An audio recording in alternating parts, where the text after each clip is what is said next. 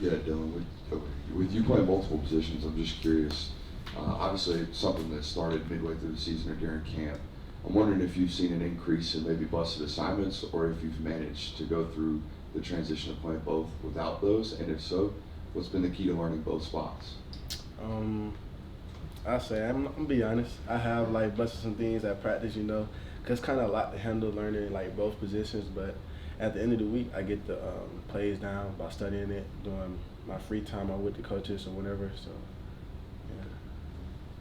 Yeah, a couple of guys have alluded to you know, splitting time at running back and receiver during practices. What does a typical day look like for you? How much time do you spend with running back and receiver at practice, in the meetings, and what does a typical day look like during the week for you? I spend most of my time with the receivers, but at practice it's kind of 50-50, you know, or like 60-40. I do time with the receivers and at running back, but yeah, I say that.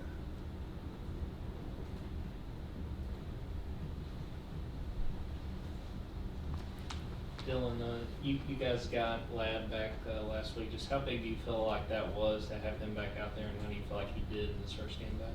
It was always great to have Ladd back out there. He's one of the most veteran guys on that team, and his leadership being out there, it's just like, you know, it's like great to have him back. We all smiling when he making clutch plays on the third down. So that's one of the things that just made a lot of us just like, you know, all smiles at the end of the day. Your skills at running back are evident, and you can see that you're very natural at the position. Is there any part of you that would lobby, you know, to go there full time just to be able to focus on it, or where do you fall on, you know, because you did this in high school, you know, I came here as a receiver, I intend to be a receiver. Where do you fall on that? How are you processing it? To be honest, I really don't know. I mean, I love receiver, I love running back. I mean, I feel like that decision will like come due time, you know, but for right now, I really don't know, to be honest. So will you make it, or will it be made for you, do you think, ultimately? 50-50, I don't know, to be honest. Yeah. Yeah. Yeah, as an offensive guy, especially with the slow start you guys have had this year, is there, from your perspective, maybe a want to get the ball first, just try and go out there and set the tone and sort of quiet the idea that you guys aren't able to score quickly on those opening drives? Can you repeat that one more time? Yeah, just, you know, as an offensive guy, you may be wanting to get the ball first to start the game, given the slow starts that you guys have had this year, sort of quiet the idea that you guys are a slow starting team. I just feel like we just gotta execute our plays and limit the mistakes that we're doing throughout the games. 'Cause I feel like last couple of times, you know, we've been having mistakes that's prevented us from like scoring the first play of the drive or whatever. So I just say that. I know Chip asked you about the decision to maybe stick at one permanently, but there's guys in the league like Deebo Samuel that are doing both. Have you thought about maybe a dual role on the next level? Because that's what the decision's for. Most definitely, that's something I would love to pursue. The Deebo role, Tom Montgomery, Cordell Patterson, guys like that. You clearly studied it. Oh yeah, for sure, for sure, yes sir. I mean, it might seem like an obvious question, but how much has the experience playing running back and quarterback in high school helped you now? Has it helped, or you had to relearn a lot of the stuff once you were a full-time receiver for a year? It helped a lot.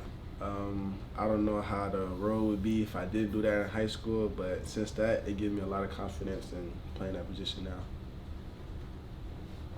Dylan, I feel like it's been a few weeks since we've talked to you, but how do you feel like you've come along and progressed in balancing this? How much more comfortable do you feel doing this, say, compared to week 1, week 2 of the season?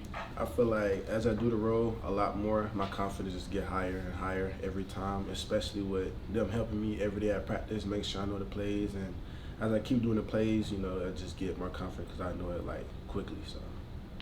Yeah, your wide receivers coach, Bryan McClendon, coached Deebo Samuel in college. Has he talked with you at all about, you know, how Deebo was able to do it? He both did that and is now obviously doing it in the NFL, so to help you with the adjustments you have to make? He'll show some clips during like the receiving meetings. You know, I talked to him a lot about how Deebo was. He showed me some. I had a meeting with him and whatnot. But yeah, I want to meet Deebo one day. I'm gonna ask him that and see what he says. But he has talked to me about Deebo before, how his practice habits was when he was at South Carolina.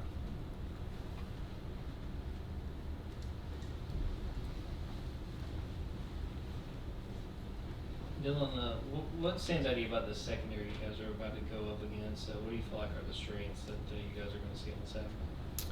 It's a great physical team, you know.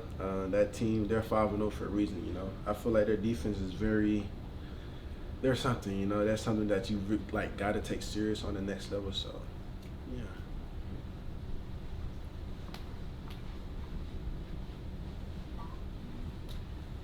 I guess 2 undefeated teams, a night game, Sanford Stadium, all that. Is there some excitement in the locker room about what you guys are getting ready to get into? Oh, yes, sir. It's going to be a lot of excitement, you know, especially from last year. They're a very physical team, and we just want to get the job done at the end of the day. Any other questions for Dillon? All right, Dillon, thank you. Thanks, Dylan.